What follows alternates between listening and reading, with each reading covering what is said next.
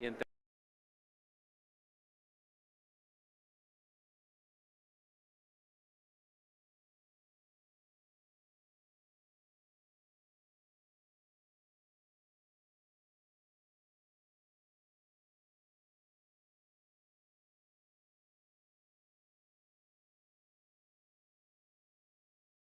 tienen que ser más resilientes y que también entornos que sean mucho más adaptados al cambio. En definitiva, nuevas políticas urbanísticas que tenemos que poner en marcha o inversiones productivas que vayan en consonancia con los objetivos de reducción de emisiones. Con ello estamos dando respuesta a una ciudadanía que muestra un gran compromiso con las prácticas sostenibles. Lo hemos visto con el reciclaje, con el uso de energías renovables y con las nuevas formas de movilidad que estamos adaptando. Andalucía es la mayor región del sur de Europa, tanto en población como en territorio, y una de las que más sufre, como he dicho, las consecuencias del calentamiento global. Una región que se toma muy en serio, el compromiso de la descarbonización y de las propias energías limpias, y que apuesta por desarrollar soluciones de adaptación como facilitar a la empresa métodos innovadores de compensación de emisiones. Como un ejemplo de ello es el proyecto LifeScore, que lucha contra el deterioro precisamente y la protección de bosques de alcornocales, que son grandes reservorios de carbono, y en el que participa afortunadamente empresas e instituciones. Programas como este forman parte de una sólida estrategia en Andalucía que se ve respaldada por el aumento en el registro del sistema andaluz de compensación de emisiones en más de un 40%. Es un dato que creo que es muy destacable. Y además, de hecho, en los últimos 2 años, las organizaciones y huellas de carbono en el registro andaluz se elevan ya a 272 y 494 respectivamente, y eso significa más colaboración en nuestros proyectos de captación y emisiones por parte de las distintas organizaciones y empresas. Para estos proyectos, Andalucía además cuenta con una clara ventaja.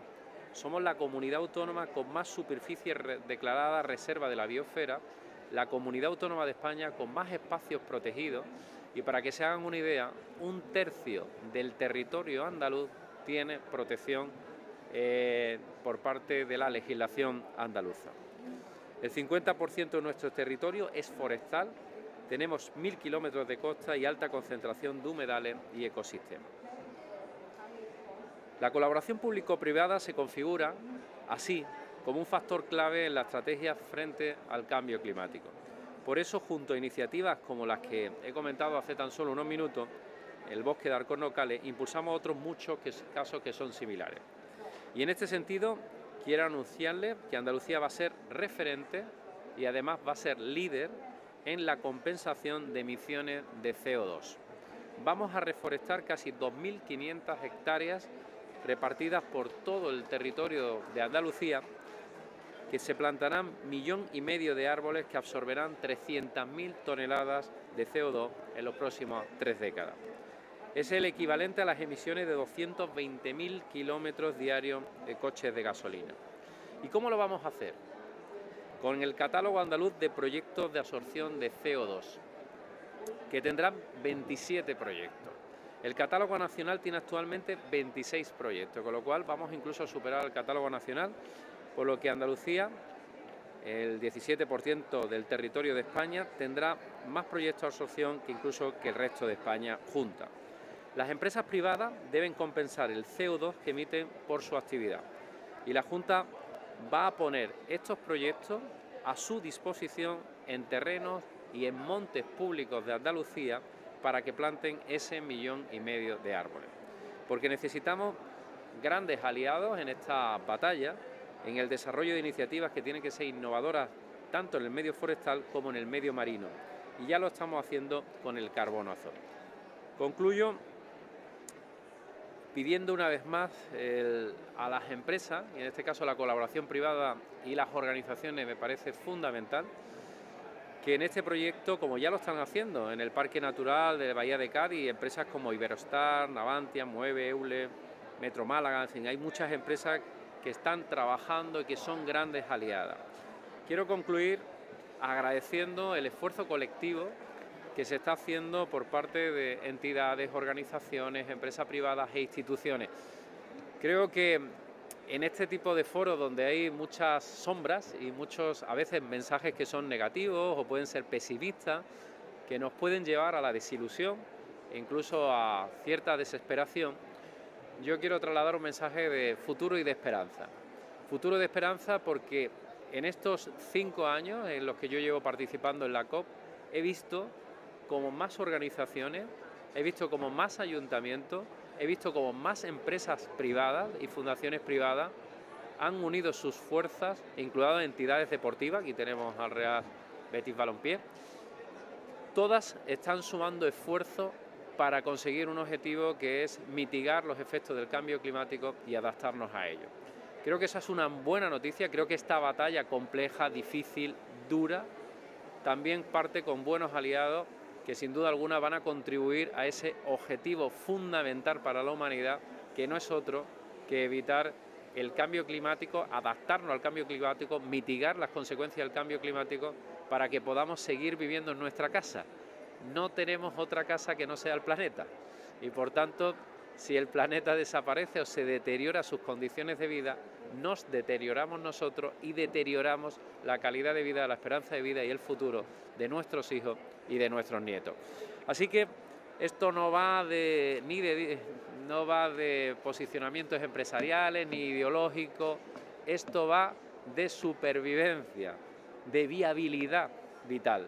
Y por tanto, en esa supervivencia que tenemos como especie y de viabilidad, junto con el resto de especies, en esa biodiversidad que afortunadamente tenemos en nuestro planeta, tenemos que hacer un esfuerzo más que considerable.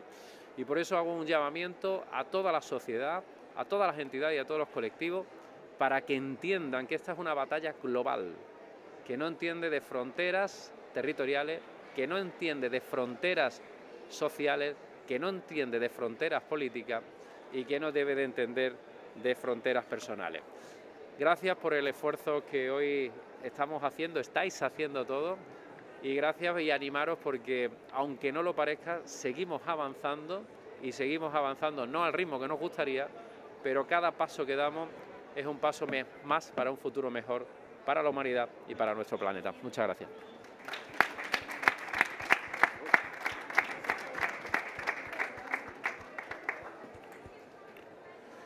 So, we move forward. I'm going to look for my chronometer. Okay, thank you all again. I think you can maybe move a little bit because you're at the corner, and I'm going to stay here because I want to take some notes. So now I will introduce our distinguished panelists. Each one will bring their unique perspective and expertise for today's discussion. So let me start with welcoming and introduce our dear colleague from across the Atlantic, Mr. Samuel Acefa. Samuel Acefa is the director of the California Governor Office of Land and Use and Climate Innovation. He has a career of many years in urban planning, and he has held responsibility for administration in Seattle, in Boulder, Chicago, and San Francisco. He's graduated at MIT and has a Master of City Planning, and he's a leader in evidence-based planning and climate adaptation strategies. Second place, I'm going to introduce everybody and then we'll go straight to the point. Second place, let me introduce Mrs. Mariana Corbeiro. She's a project manager for climate and resilience at Regions for Sustainable Development. She leads initiatives under the EU Horizon Europe framework, such as Pathways to Resilience and MAIA, and focuses on building effective stakeholder networks and enhancing the international visibility of regional climate action. We are very happy to count on her presence here and her representation of Regions 4 in our event today, as we have recently become members of this initiative, Andalusia, and we have already announced it. Our minister did it during this COP, and we believe her contribution will help provide global insights of this subject.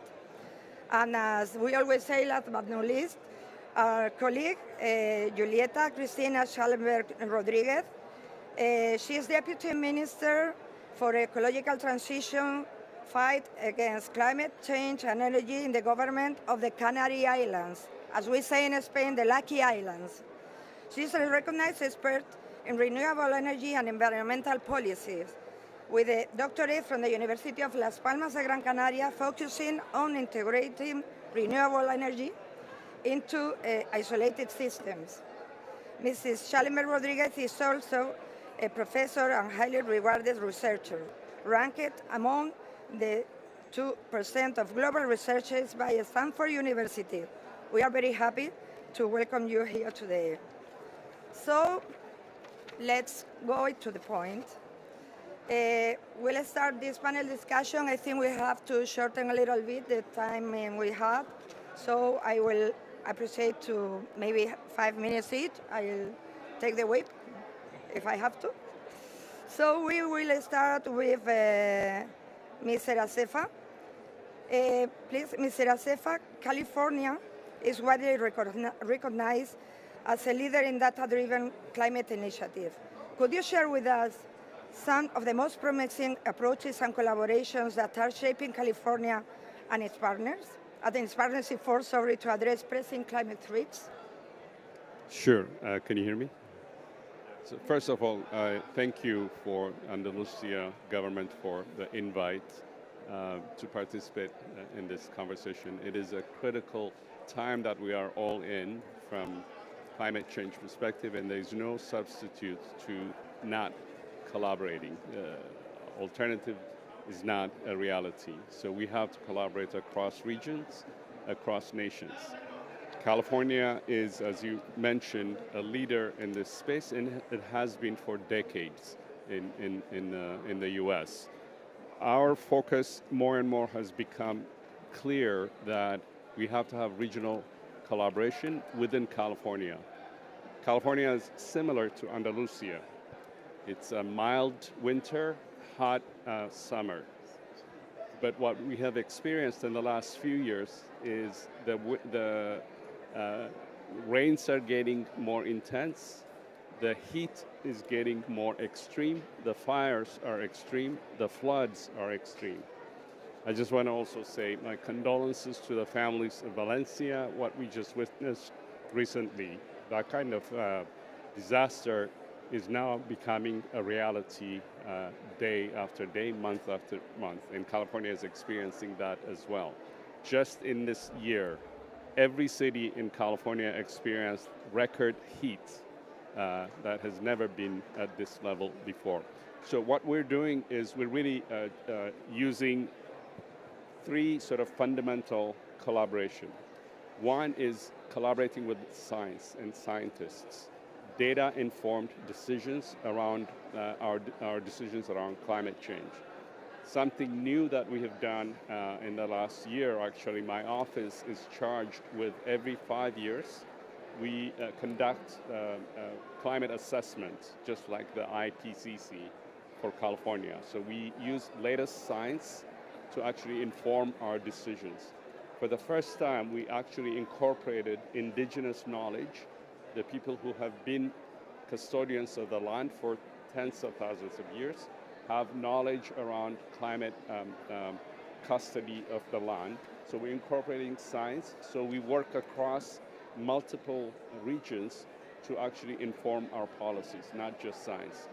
Second, we have, similar to Andalusia, we have what are called Council of Governments that combine regional governments in a non-profit organization. It's not really pure government, so we have the state government, the county, and the local.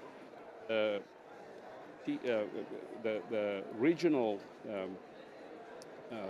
what are called COGs, have representation from county and cities, and they collaborate and coordinate statewide and region-wide actions around data, information, and climate. They are kind of the bridge between governments and the local communities. So they provide technical assistance, they provide regional data that communities at the local level could use. And then the state of California, my office, is charged with statewide land use policies. So we convene regional governments regularly to really look at connecting tissues around land use, climate, economy.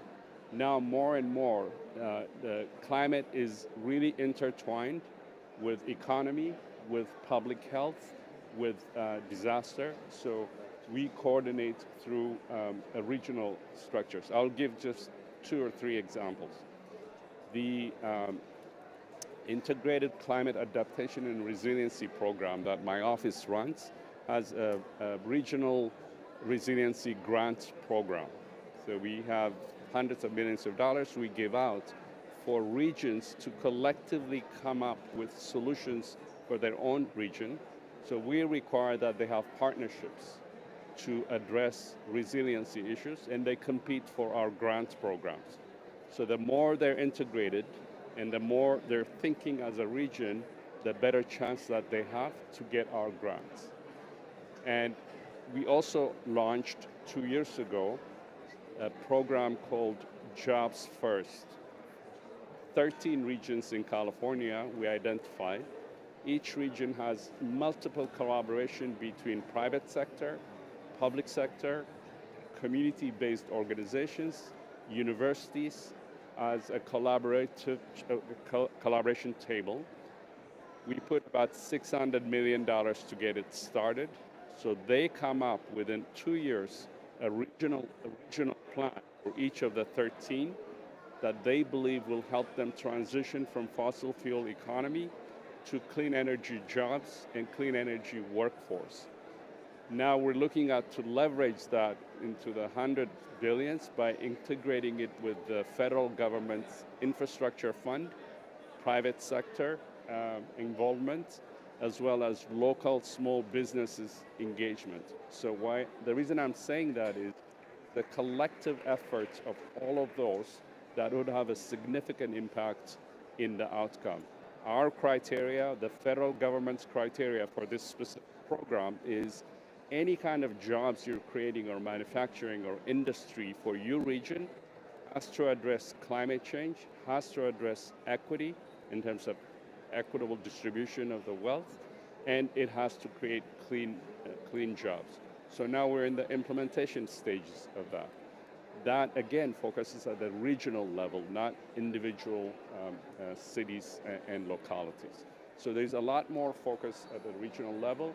And my governor's message, actually, even at this COP29, regardless of what our national government, how it changes, California will stick with where it has been and where it's going. And where we're going is significant more engagement, not only in our regions, but Region 4 and internationally as well. That's why I'm here, and my colleagues have been here from Natural Resources and Cal EPA, and we're going to double down on that kind of effort and regional engagement globally, because the alternative is not only too expensive, but it is disastrous, as we're seeing it in a lot of the real day-to-day impacts of climate change. Okay, thank you very, very much. It's been really interesting. And so we move on to Mariana, if I have my sheet here. The question for Mariana is the following. Regions 4 has played a key role in representing regional voices on the global level, particularly through initiatives like LGM and CHAMP, which is very important for us, for the regions. We are, very trying to convince our member states to sign the CHAMP initiative. A year has already gone since they were launched. Could you provide us with your assessment on their impact and areas for improvement, if there is room for improvement? Sure. Thank you. Well, thank you very much for the invitation to Andalusia. We are delighted to have you at the Regions 4 network of regions. As some of you may know, we are an regional network working with regional governments in the 3 environmental agendas of climate change, biodiversity, and localization of SDGs. And particularly on the climate program, we have an initiative which is Regions Adapt, where we help the regions and support them to assess, to plan and to put into action their strategies, and also to report on the actions, and then bring all that knowledge and that reporting at the international level, because we think that all that knowledge should be represented and should be seen at the international level. So, for instance, at the international level, what we are doing is partnering up with other non-party stakeholders, because their voice should be listened. And we are working particularly with the climate champions team, and also with the local governments and municipal authority constituency. So, for instance, with the climate champions, that was an initiative launched at COP26, and their campaigns on Race to Resilience and Race to Zero. What we are doing is our regions, when they report to us on an annual basis through the CDP survey, we then bring all that knowledge to the Climate Champions initiative and show that results, show that report at the international level to give more visibility and say that the regions not only have needs, but they are also providing the solutions to this climate crisis. On the other hand, we also work with the LGMA, and well, the LGMA was created to bring to the international climate negotiations the voice of some nationals like cities, regions, and states. And there we are working with a lot of partners to really support the regions in the negotiations and to be included in the national determined contributions and the national adaptation plans. So far, we have seen some achievements, but it's a lot to do still. For instance, last year, the Global Stocktake and the Global Goal Adaptation recognized the key role of regional governments in the climate crisis, and also the Loss and Damage Fund recognized that it was going to be provided some like financials directly to the subnational governments, because it's needed. It's where the action should be taken. So within these 2 initiatives, and one of the big achievements, I would say, was last year at COP29, where they launched the CHAMP initiative. Within this initiative, the main, I would say, the aim of the initiative is be a platform where regions can share their experiences and have a dialogue with national governments, because they are cheering for have the regions being involved in the revision of the NDCs and the national adaptation plans. And I would say this year we have seen some progress. Actually, I was on an event this morning of CHAMP, and they were sharing some of the achievements. I would like to highlight, given COP30 in Brazil next year, that Brazil already included in their NDC the commitment for climate federalism. So they are going to be working on their NDC with the subnational governments, hearing their voices already. And to understand that it's not just about scientific knowledge. We should include, as you were saying, also indigenous knowledge, the local knowledge, and provide that solutions and bring them to the international level and international negotiations as part of the solutions. So to conclude, because I know we are short of time, we would like to bring here maybe the message that national governments cannot achieve the commitments without the regional level, the regional governments. I mean, as the minister was saying, we are all on the same boat. There are not frontiers here. So we advocate with the LGMA, the champions, the CHAMP initiative, and other partners to bring the regional voice to the international negotiations and the international level, and to also provide the funding they need to fund that solutions they are providing. So yeah, pretty much that's the message we would like to share here. Thank you. Thank you very much, Mariana. It's been amazing. I have taken a lot of notes, so let's see if we have time enough to go to the conclusions afterwards. So let's move forward to Mrs. Schallenberg. So as the expert for renewable energy policy and implementation in the Canary Islands regional government, you face unique challenges and opportunities in transitioning to a low-carbon economy. From your experience, could you share the key obstacles and opportunities for the regional insular governments in general in this transition, and how can they effectively measure progress and ensure transparent communication with the public about their climate goals? Please. First of all, thank you very much for Andalusia for inviting us. It's a pleasure for us. We share surely a lot of similarities with a lot of region and islands, but especially with Andalusia, I think we have a lot in common, and we have discussed this last days. And I see that our future collaboration will increase in the next future. So I'm very glad that we are here and that you invited us. We are working in different fields. Mainly, we can point in three main fields, and one is the adaptation. We're trying very hard in mitigation. No matter what, we have to adapt ourselves to protect our people. Our condolences to the people in Valencia. We see that it's happening. It's happening in Andalusia. It's happening in the Canary Islands, and we have to protect our people. So that's the first thing. I think we are working in the Canary Islands in adaptation, and in that sense, I think we share a lot of similarities also with the Andalusian region. We are working in two areas mainly, which is the adaptation to the sea level rise, and we're working also in the heat wave. We are talking here about climate refugees. So we have two lines there, but we are working very hardly on that, and to promote new infrastructures to prevent people, to safeguard the health of the people when these events happen.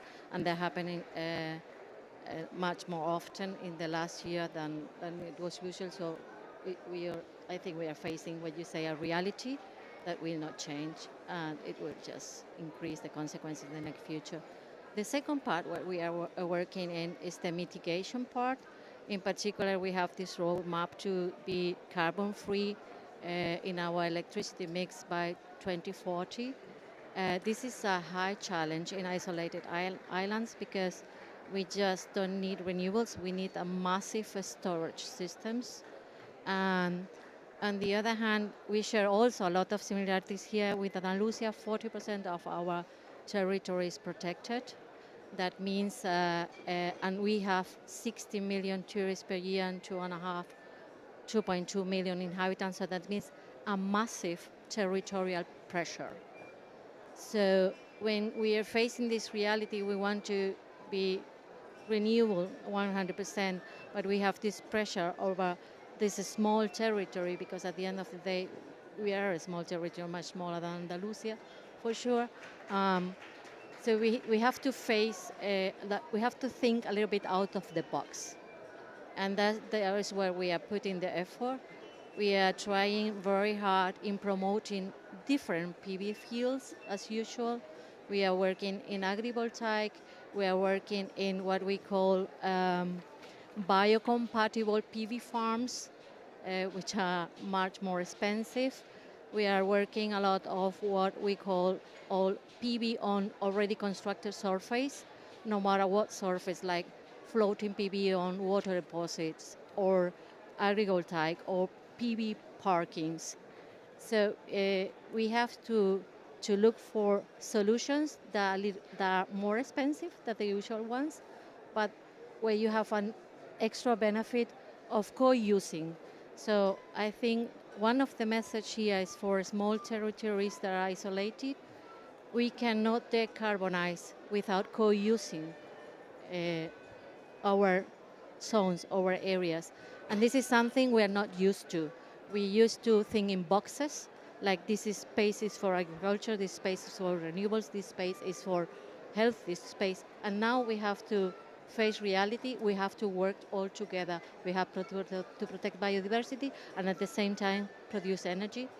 We have to protect our biodiversity, produce agriculture, food and produce energy. And this is something that I think this the road we have to drive in the Canary Islands, and probably something we have to do worldwide.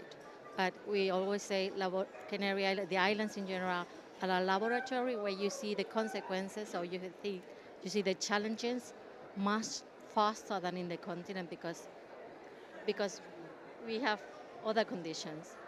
And the third, not least, not least, really important is something very similar to what Andalusia is already doing. We are doing also our footprint register. We are developing that. They are far more advanced than us. But there is one thing that is very different because we don't have this land for reforestation that Andalusia has, many other regions also. We have also to think out of the box here. And what we implemented in our database is what we call the indirect compensation CO2 projects. So these are not reforestation as usual. We have to implement in our database projects that are calling for indirect compensation. Indirect compensation could even be projects that look for the global energy efficiency of the water cycle. So we're really thinking here in putting in the database, our regional database, projects that are not the conventional ones. And this is something we are developing now. We are facing a lot of challenges because it's new. We have to develop the metrics and how we will account for the CO2 compensation in these projects where this has not been done before. And this is also the road we are driving now. It's a very challenging one.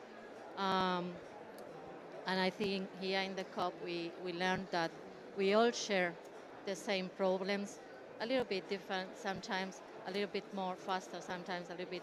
But at the end of the day, we came here to learn, share experience, search for synergies, and I think we are finding that, and that's the good news that we could all face here. Thank you very much.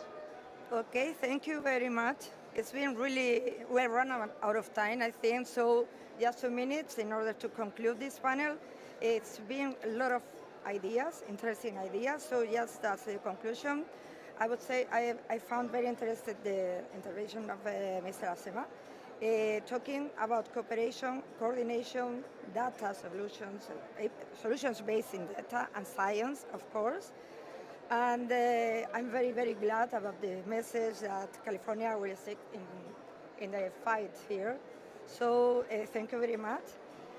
Concerning regions adapt, there is a sentence you said that I've liked a lot, is the regions not only have needs, but also bring solutions to the climate crisis. We are very much aware of that in Andalusia, and there is still a lot to do. There is room to do a lot of things. And for Canary Islands, I would say the same. I think the message is quite a lot the same one. On the 3 strategies for special territories like Canary Islands must be based in balance. You need balance with the energy, in your case, the decrease of tourists and all that land you have, which is protected. So you said also we cannot decarbonize without co-using in our areas. We very much agree on that. And your innovative strategies taking into account the special conditions of your region. So I would like to finish in this social media area where I are living now. I would like that each one of you would send a hashtag, just like a title, hashtag, of as a conclusion of your message today here in the COP, please. So as gloomy as it sounds in terms of what we're going through, what I know from studying history of cities and regions, it is in times like this actually some of the greatest creative solutions come out. And this is also an opportunity to actually transform the world in new ways. Every major change in cities and regions have happened because of disasters. So This is a great opportunity time for that. It is also, from the lessons in California, it's also a great opportunity for economic development. We're seeing for every fossil fuel job, we're getting 6 clean energy jobs now because of our policies. So there is something to be hopeful in this gloomy time of climate disaster. So that would be my message. Thank you very much. So this is a huge opportunity. Then, Mariana, please. Well, if I have to pick a hashtag, I would say regional climate leadership. Yeah, thank you very much. I like it. And Julieta, please. I would say the carbonization needs out-of-the-box thinking. Very nice. Well, then I think we will finish with I think that the final hashtag would be multi-governance. I think we all agree on that. Cooperation, coordination, that means multi-governance at all levels, so hashtag multi-governance. Thank you very much, everybody.